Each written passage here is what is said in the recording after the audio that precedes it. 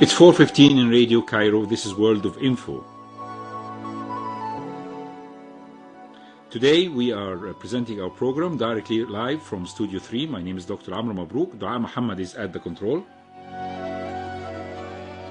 And we are having the great pleasure and honor to have with us on air His Excellency Ambassador Gupte, Ambassador of India in Cairo, a man with a great experience as a diplomat representing his country as an ambassador in Denmark from 2017 to 2021. As this kind gentleman also served in China, Bangladesh and Germany with a degree in economics and commerce and political science background. Definitely he's the gentleman and His Excellency the Ambassador Gupte to talk about India and to talk about the flourishing Indian-Egyptian relations. Sir, thank you very much for coming in our radio program and dedicating this time, valuable time of yours, to our program, sir. Well, thank you very much for inviting me. It's a great pleasure and honor. And India has a very distinguished relation with Egypt that dates hundreds of years and centuries back, as some archaeologists and Egyptologists have found some traces from textile that might have been coming from India and vice versa. And there is a long history of India with the diversity of its people that has added to its culture. How do you think that this diversity led to unity, while in other countries it led to dispersion? Well, that's a very interesting question. Let me go a little bit into the background. You see, India, like Egypt, is an ancient civilization, and Hinduism is one of the oldest religions. Now, India also saw the birth of many other religions.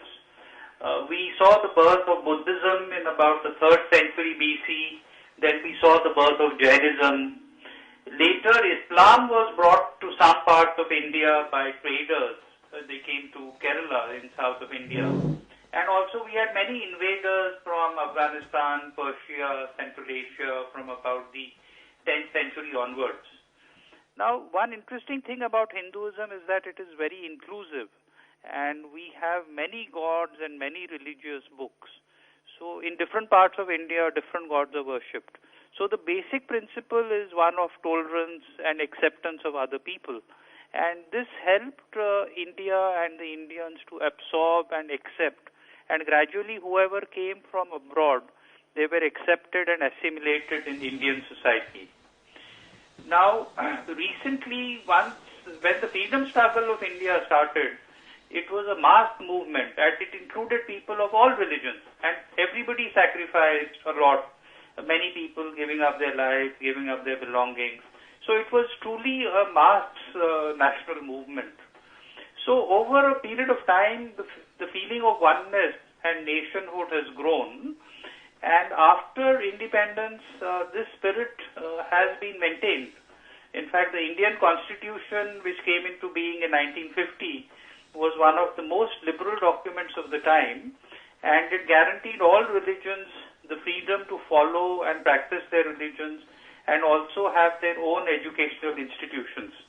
So overall, you can see, because of the history, the background, and a determined effort by political parties to ensure that no group feels marginalized, we have been able to convert our diversity into unity. And this is a very important motto, because the struggle of India for independence has started from the 19th century. And India was able to achieve freedom through a very great path, in spite of the British control, which was overwhelming. How was that possible, sir? Well, it took Britain, in fact, initially it was the East India Company. It took them almost 100 years to defeat various kings and rajas and maharajas who were ruling different parts of India. Now, the first great rebellion, the first great revolt, took place in 1857, when the soldiers in the British Army, who were both Hindus and Muslims, they became deeply suspicious that the new cartridges being introduced by the British for their rifles, there were rumors that they were soaked in the fat of cows and pigs, and this led to a rebellion. However, the British were much better organized, and they also could use the newly laid telegraph lines, and they were able to defeat the rebels, as they were called. But later, the Indian National Congress, as an umbrella party, was established in 1885. And the process of struggling for the freedom, it really received a huge boost once Mahatma Gandhi became the leader of the freedom struggle, and he converted it from a fairly elitist movement into a mass movement. And Gandhiji was able to travel across India and encourage and enthuse the masses to take part. He encouraged women, children, people from the villages. Everybody took part and converted it into such a big mass movement that the British realized that they cannot continue to fight against the will of the majority of the Indian people. And that's how India got independence, through basically a peaceful, non-violent struggle. The role of Gandhi, as you have said, Your Excellency, remains a very important and inspiring role. It's not only for Indians, but to the whole of the world. His peaceful struggle is a motto for a lot of people, to think that with such peaceful struggle, people can really overwhelm great and unjust power. How do Indians of today look at that great leader? Well, Gandhiji is known as the father of the nation, and he has left a very deep impact on not only our political system, but also our thinking, our approach to life, and also the manner in which India relates with other countries. You know, he has left a deep influence on our foreign policy. But let me go back about 125 years ago. The world only knew violence and warfare. The countries measured themselves on how big their armies were, how powerful their artillery was, how long the shells could be fired from the naval ships. That was the only determinant of success. And the only way you could defeat somebody was by using greater and superior violent force.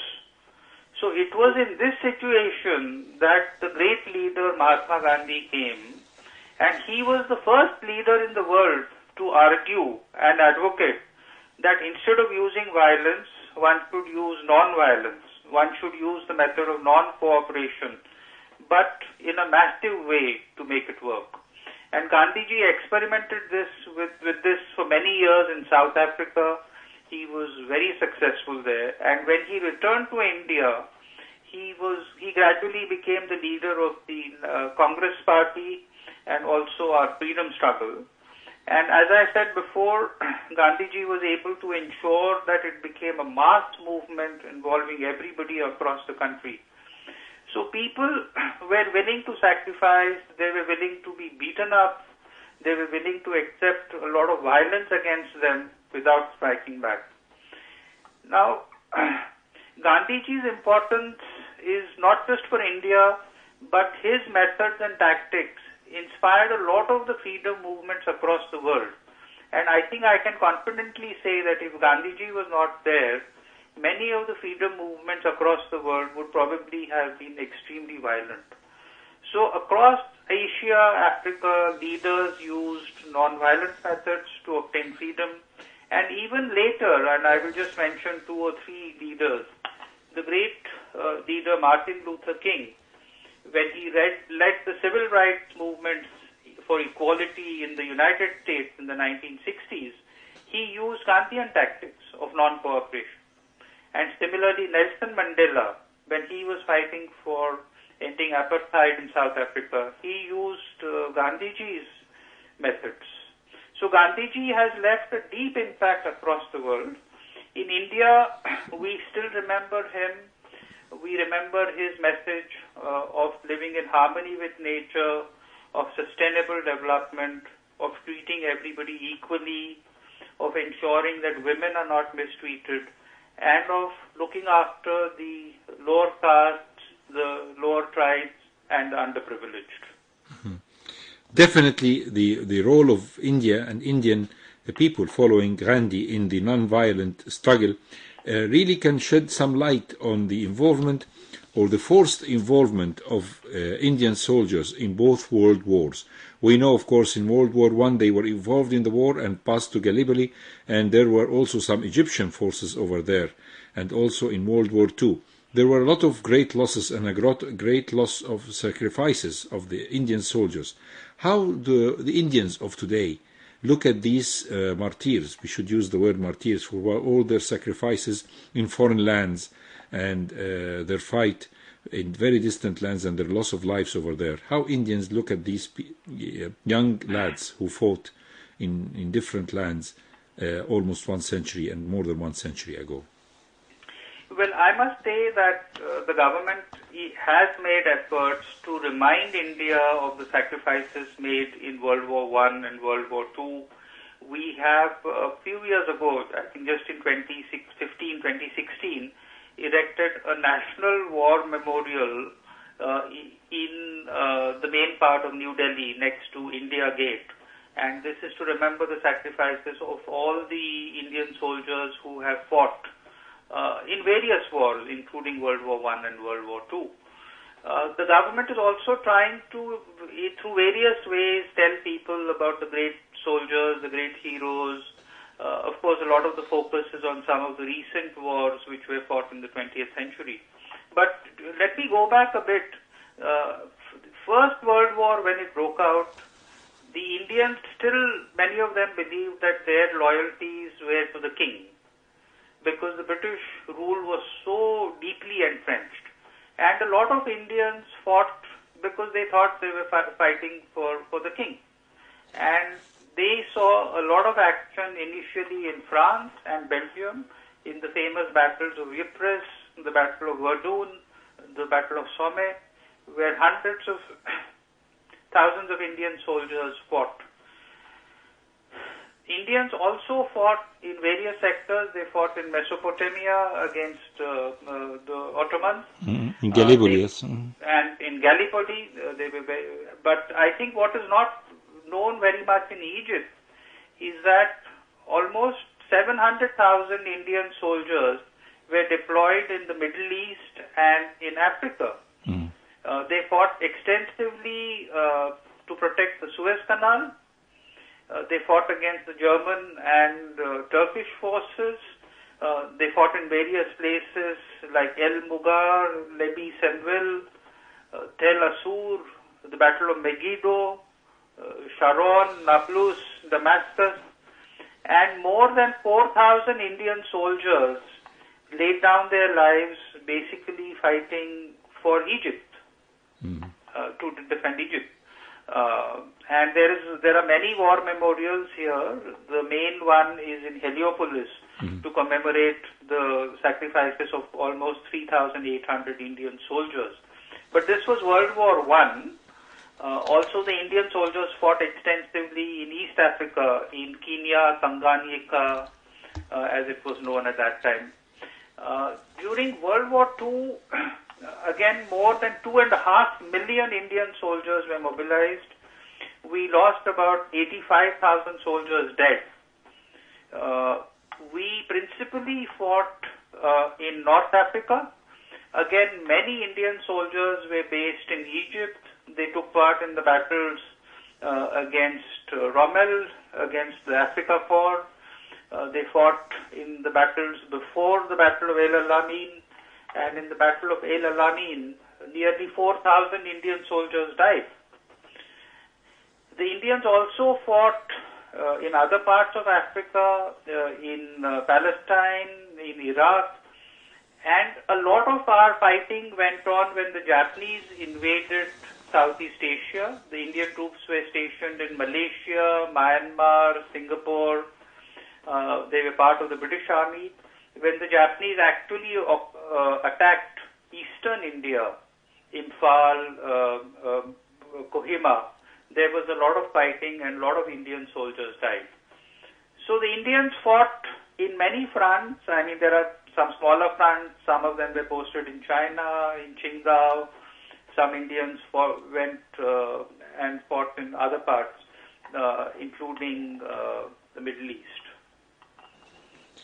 So definitely this brings us to another subject.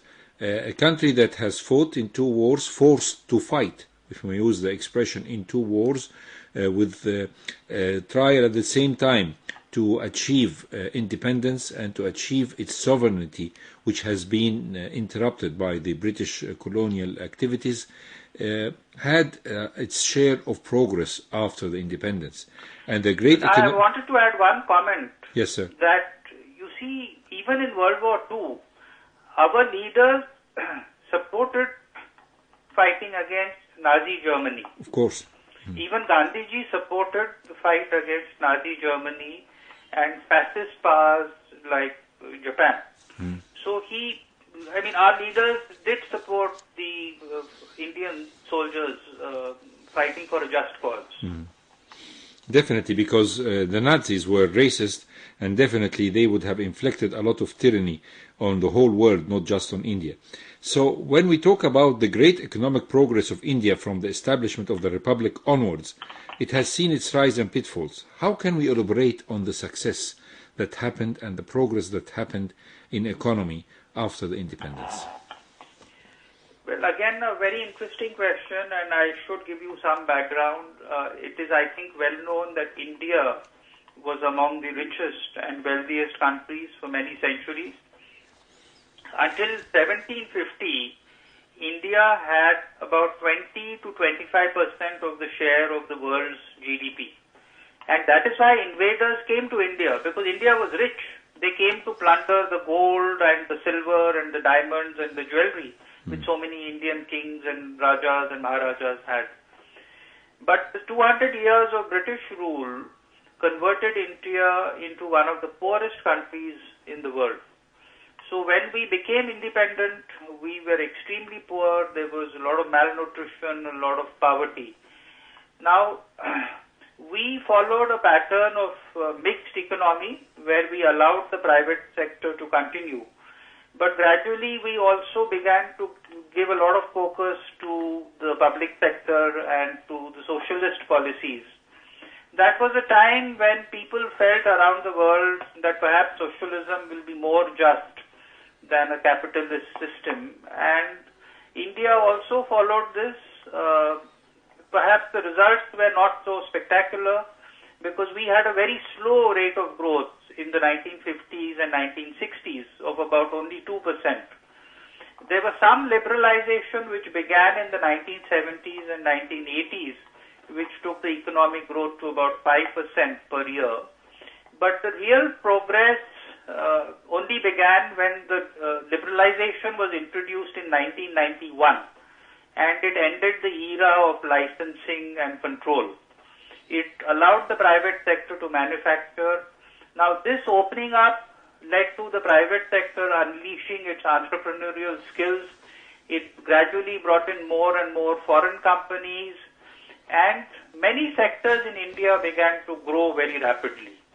So we saw an explosion in the automobile sector, engineering sector, textiles, and then the IT sector came along. And the IT sector has really made India very well known across the world in the 1990s and in the last decade.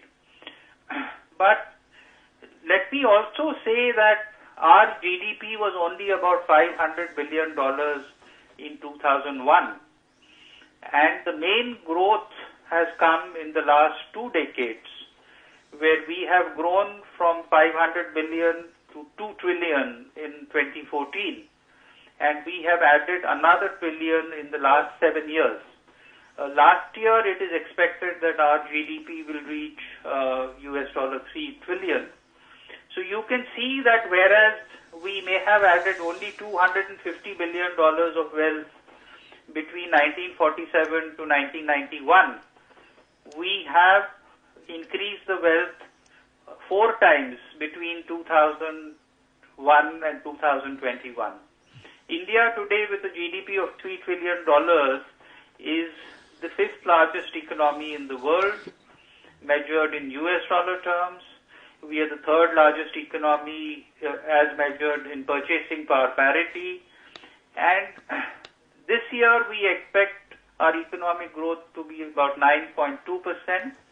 That is in the financial year 2020-21.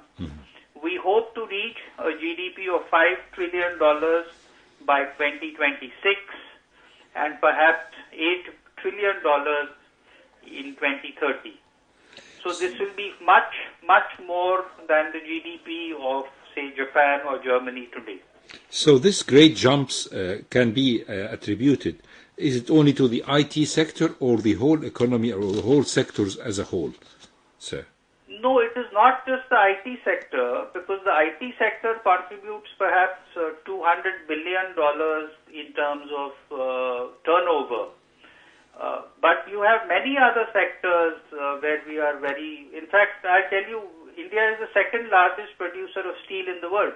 We produce more steel than the United States.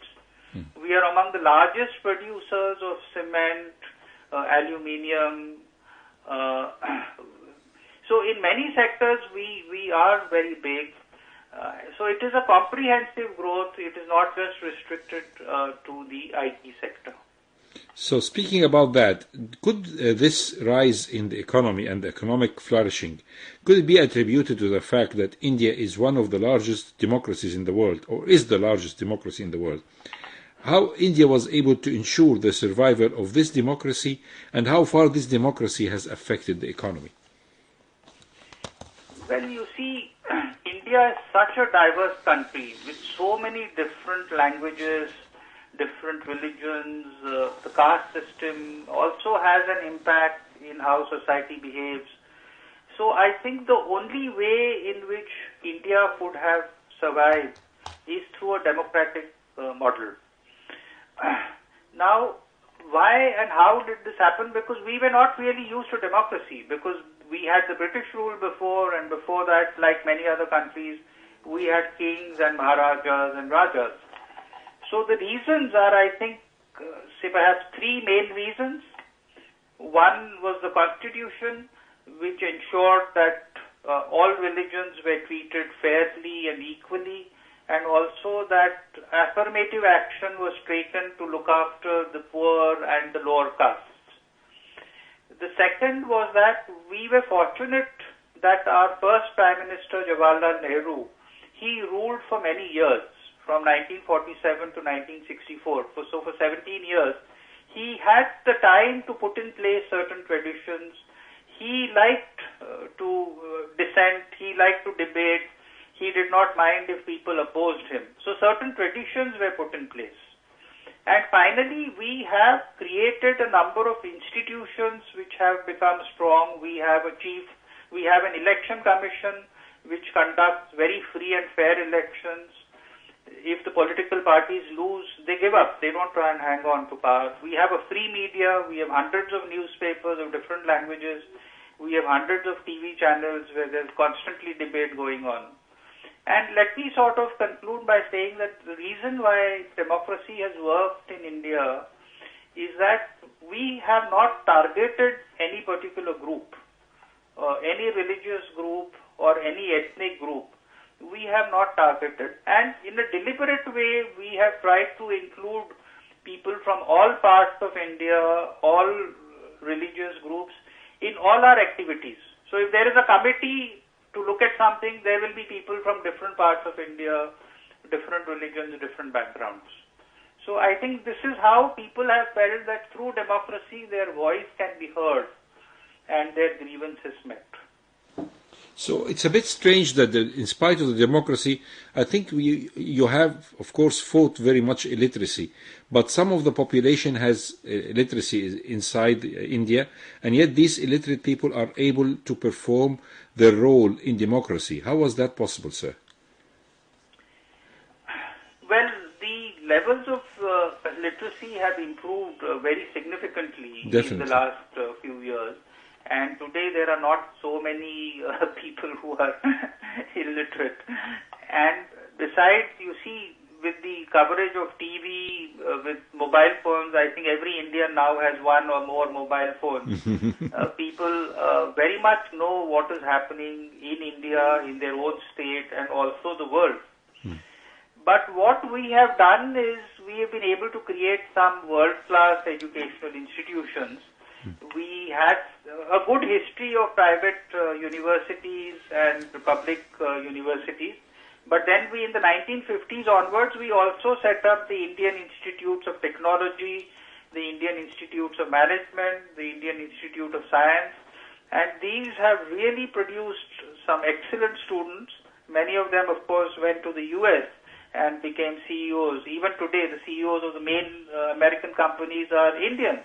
You know, the CEO of Google, Facebook, Twitter, they are all Indians. Yes, exactly. Because this is what I wanted to bring up to our dear listeners by this bit tricky questions, because some people think that illiteracy is over there, while education remains a great challenge in India, with great success in building new high-tech generations. So the challenge to reach the underprivileged, how you were able to do that? Was it through the high-tech or very unorthodox methods to reach the underprivileged? No, one very successful scheme which was launched in India to bring students to school was the midday meal scheme. Yes, I love this idea. I really admire this idea. A hot meal will attract the attention of the underprivileged to come every day to the school, right? Yes. So this was started in Tamil Nadu first, but then it is being implemented all over India. And there is an incentive for the students to go to school because they are given a good, nourishing meal, and it reduces the cost for the parents. But there is now, for many years, universal enrollment. So everybody, in India, except for maybe some very old people, have had some amount of education. One very interesting thing about India is that even people from the poor background, many of them have ambitions and they are able to succeed. So, for example, our former president, Abdul Kalam, he was president several years ago. He was from a very poor family. He used to walk 8 or 10 kilometers to his school to study. Yes. But he became the president of India. And even today, if you see, our Prime Minister he is originally from a very poor family. And Prime Minister Modi is from a poor family. And our president is from the backward castes. He was also born and brought up in a village.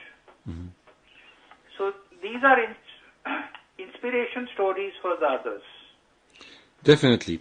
And we just want to attract the attention of our listeners, because we're having this great, beautiful, interesting talk in the beautiful afternoon in Cairo, although the weather is not that nice, but the talk is warm in the studio. We're talking to His Excellency Ambassador Agit Gupte, Ambassador of India to Cairo, who is giving us a glimpse about the success and the greatness of India in fighting poverty and improving the economy, and the 3 trillion GDP, which is now, and the aim to reach almost 8 trillion by 2030. So India is speeding forward as a superpower in the world today. How can it do that and keep its integrity? Well, you see, because of the democracy and because of the regular elections being held, we have political stability.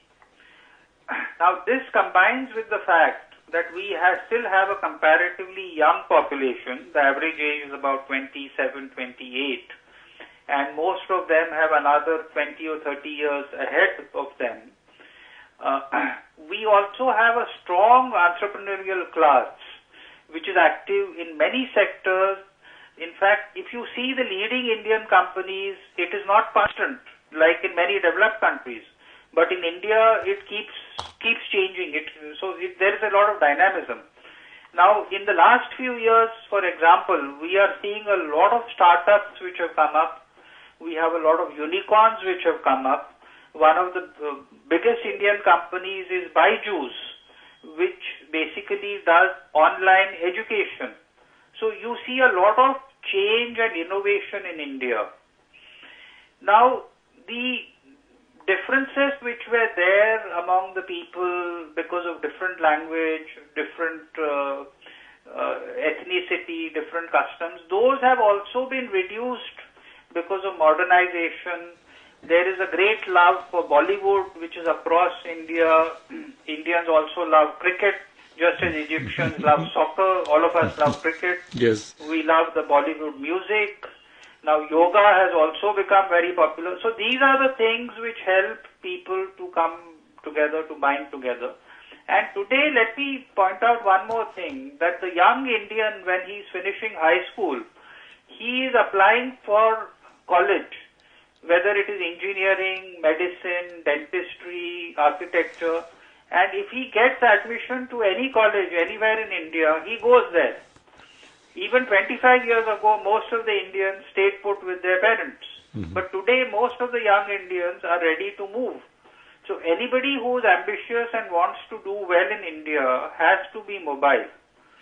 So overall, I would say that with our political stability, economic growth, and young population, plus with the proactive government policies and dynamic leadership provided by Prime Minister Narendra Modi, India is well poised to continue growing very rapidly.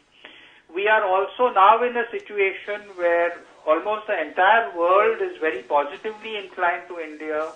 All the Western countries are investing in India. All our other countries in the developing world want to have closer ties with India. We are trying to help them as much as possible. So except for one of or two of our neighbors, the entire world wants to have closer, more friendlier relations with India. And since you, sir, you have kindly brought up the subject of Bollywood, I believe that the influence of Bollywood, especially, for example, in the Middle East and in Egypt, Indian movies are very popular in Egypt, and there was a certain cinema, it's called Shubra Palace, that was dedicated to Indian movies all through the years, past years, in the last century up till maybe very recently. So, do you think that the influence of Bollywood on the as a transfer of the image and of the folklore and of the culture also, if you may use the expression, of India and exporting it to the whole of the world has made an impact? Yes, you see, Bollywood has had a tremendous impact, as I just said, within the country, in bringing the people together, in unifying them, because everybody shares, something when they see a movie and talk about it, discuss it with their friends. So there is this great unifying force which Bollywood has played within India, in my view. But also Bollywood is extremely popular across the world. It is, of course, very popular in Middle East.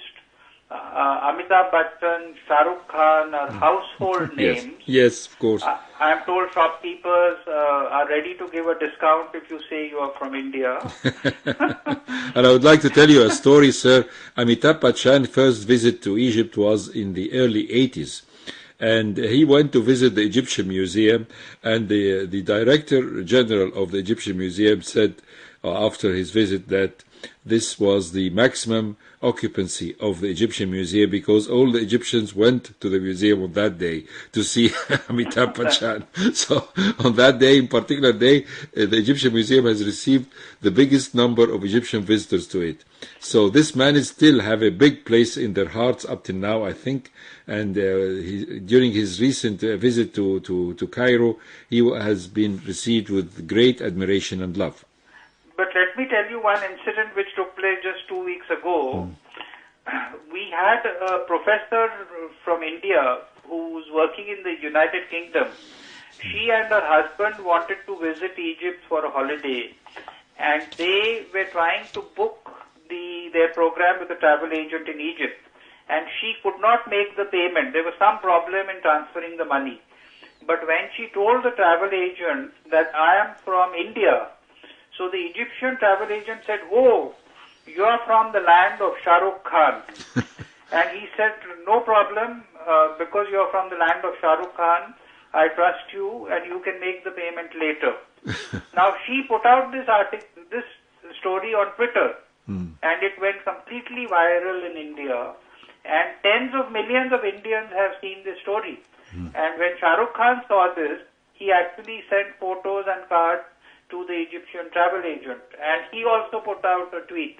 So, this is how today the social media can keep alive the contacts between our two countries. This is definitely shows us about how the the friendly relation between Egypt and India goes.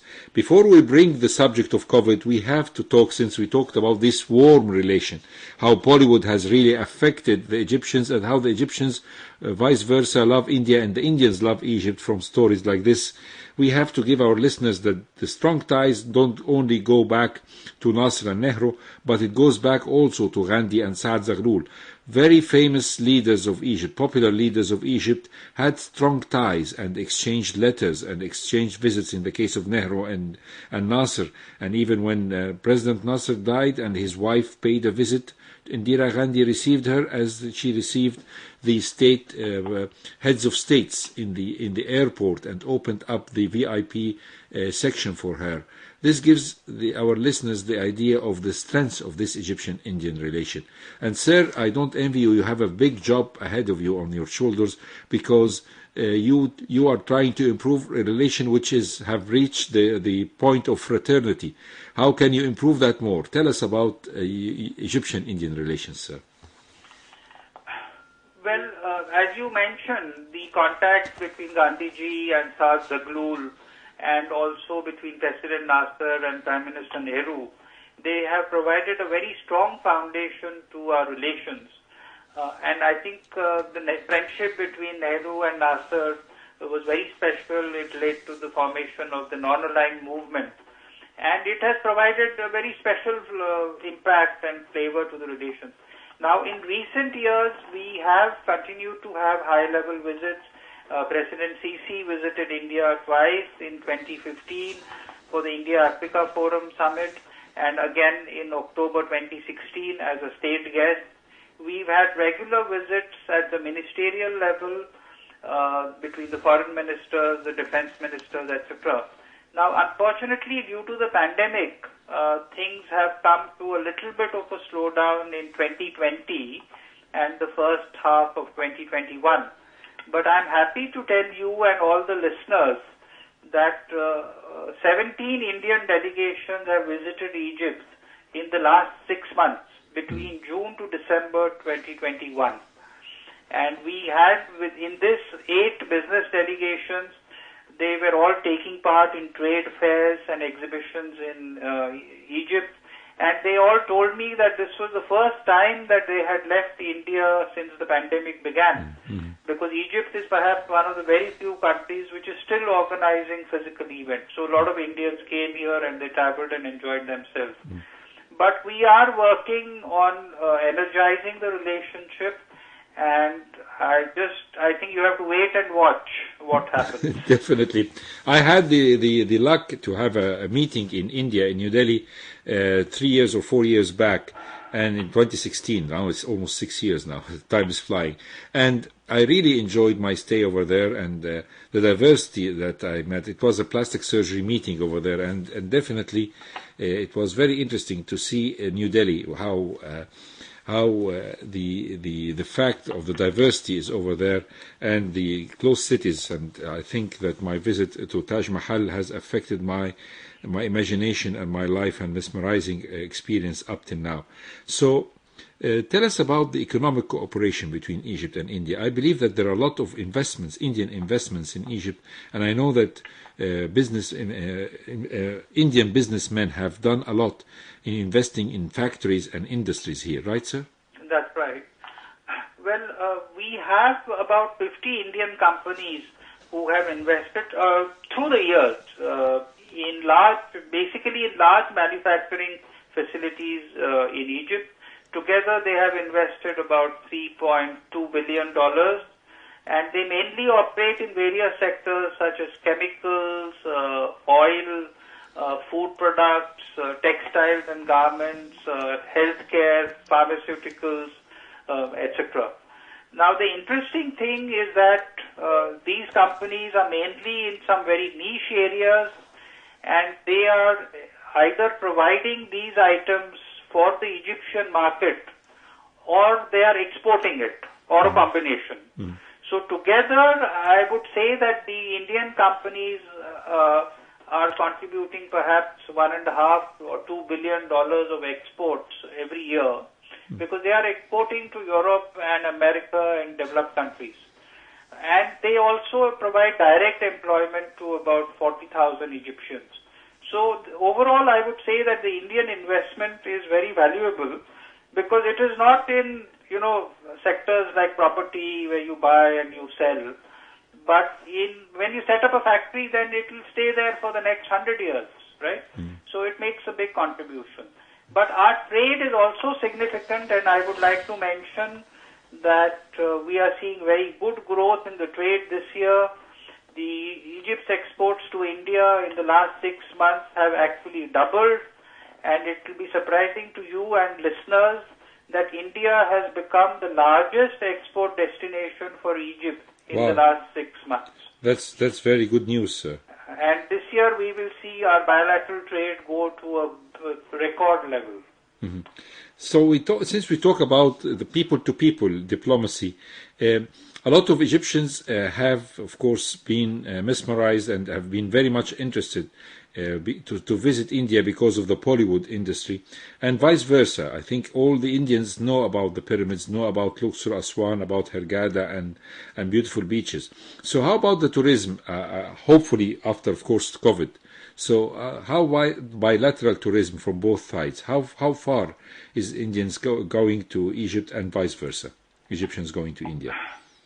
Well, the number of Indians visiting Egypt was going up steadily before the pandemic, and in 2019, about 130,000 Indians visited Egypt. Mm-hmm. Now, the Indians, when they come here, they usually like to visit the historic sites, your ancient cultural sites. They are not so fond of going to the beach, or the sea resorts, except maybe for 1 or 2 days. But they are more interested in the cultural attractions. Indians also spend a lot. Now, because of the pandemic, the numbers have gone down, but I have personally seen when I have traveled to Luxor and Aswan that there were quite a few Indians. I went there in December of 2021. And we are working on various initiatives for more Indians to come here. I think it can be very easily done. I am actually surprised that the number of Egyptians visiting India is extremely low. And in 2019, we barely gave 1,200 or 1,300 tourist visas. So this is a very, very low number. And I would encourage Egyptians to go to India because the people are very warm, friendly. Definitely. My experience there was magnificent as a visitor. Yes, definitely. And India has huge diversity. Of course. You can go into the mountains, in the Himalayas, you can go trekking, you can go to the desert where there are beautiful forts and palaces in Rajasthan, or if you go south, you have the lush greenery of Kerala with palm trees and fields and jungles and elephants. Of course. So India has a lot to offer in terms of diversity. And you have always to pay a visit to Taj Mahal. Yes. I really felt very much. I mean, it's much prettier than any postcard of it. Definitely to see it yourself, right, sir? Yes, certainly. So, since we are talking and getting back to almost the end of our program, but definitely we cannot leave the chance to talk with you, sir, His Excellency Ambassador Agit Gupte of India, Ambassador of India to Cairo, about the COVID crisis. I have seen and I believed that India will be able to fight the COVID because 1 year back, or almost 1 year or even more than 1 year ago, every news agency was saying that India is suffering a lot from COVID and there are a lot of deaths and a lot of problems and then India came out of this fight with great victory. With what you were saying in the National Day of celebrating the National Day of India last week, you were telling the listeners how India was able to vaccinate a big amount of the population, approaching 90%. And this is for 1 billion and 300 million people. This is almost a miracle. How was that possible? And tell us about this, sir, this great experience. Well, India is one of the largest vaccine producers in the world. So when the COVID-19 pandemic broke out, one of the main objectives was to develop vaccines. and AstraZeneca had a tie-up with the Serum Institute of India, and we started our vaccination rollout in January, February last year. Now, you did mention about the COVID wave in India. Yes, there was a bad wave. This was when the Delta wave first started, and it really swept across India and caused a lot of casualties in India. But then it also affected other countries equally. It moved on from India to South Asia, Southeast Asia, Europe, etc.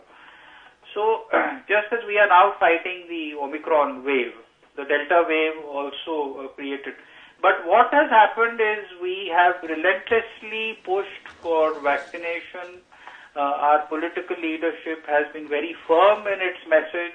Our Prime Minister, Narendra Modi ji, has addressed the nation on several occasions. He has come on television at least half a dozen times during the pandemic to appeal to the people. And he has appealed to everybody to take the vaccine. We have a relentless campaign. If you call up anybody on the phone, the first message you will get is Amitabh Bachchan asking people to wear the mask and take the vaccine, or other Bollywood stars giving the same message. So this was very effective, sir, right? You said 90% almost of the population at least has received one dose of the vaccine? Yes. So we have given almost 1,700 million doses. And I'm happy to tell you that nearly 95% of the adult population has got one vaccine jab, and 75% has been given, is fully vaccinated, which you will understand is a very difficult task because India still has 600,000 villages, 60% of our population lives in rural areas, so the people have to travel across rivers, over mountains, across deserts, to go to these villages, persuade the people to take the vaccine. But I'm happy to say that most people are ready to take the vaccine, and this is because of a big campaign. It is not, it takes a lot of effort. COVID definitely has affected the rising economy of India negatively, like all the countries of the world. How was India able to survive this Great Depression?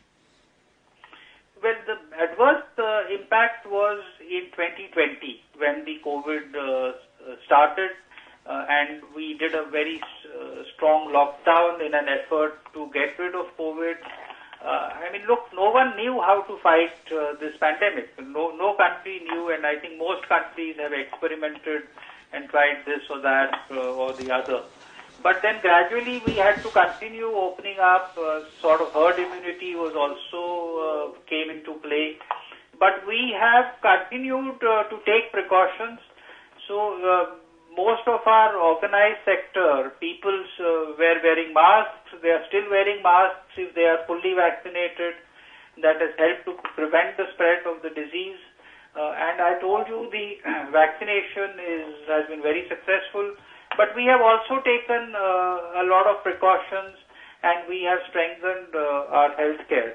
And as I said before, between 2021, in this year, our growth rate is 9.3%, and we expect in the coming year that the economy will grow further by about 8.2%, which will make India the fastest growing economy in the world. So it is a combined effort of government, of good political leadership, particularly from Prime Minister Narendra Modi, and also the active participation of everybody, the doctors, nurses, the healthcare workers, and also the people. Well, sir, it's really a great task and great success story, and definitely talking about magnificent India as the famous advertisement about India or fantastic India definitely brings a lot of memories and a lot of information to our dear listeners. Sir, we had the great pleasure of having with us today His Excellency Ambassador Ajit Gupte, Ambassador of India to Cairo. And thank you very much for your valuable time. But, sir, one episode is not enough. If you may kindly promise that you will come again to our program, talk more about India and about Indian-Egyptian relations. Certainly. I would be very happy to come and take part again. It was a great pleasure and honor to have with us His Excellency Ambassador Gupte, Ambassador of India in Cairo. My name is Dr. Amr Mabrouk. Dua Muhammad was at the control. Will be always here every Thursday from 4 to 5, and definitely a great afternoon with India. Thank you, sir, and hope always we stay in touch.